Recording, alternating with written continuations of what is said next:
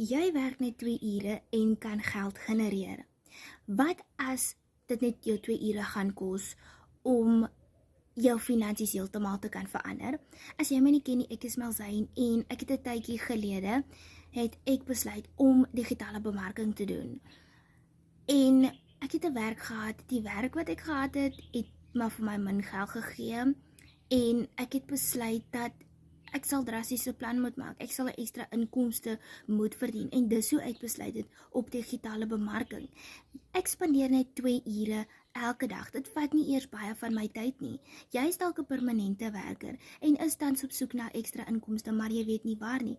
En jou geld is al reeds op. Jy moet dink, waar moet jy weer geld leen om net vir jou te kan hou tot einde van die maand of tot wanneer jy weer pay, want jou geld is op. En dan moet jy maar weer die geld teruggee. Dan sit jy maar weer waar jy was en so gaan die siklus net aan. Maar in hierdie geval het jy jou eie besigheid waar jy net 2 ure werk. Dit kos nie eers vir jou baie nie en jy kan steeds die werk doen wat jy tans doen. Hierdie is maar net soos 'n ekstra hustle wat jou kan help finansiëel om jou deur te bring tot wanneer jy weer jou betaling kry.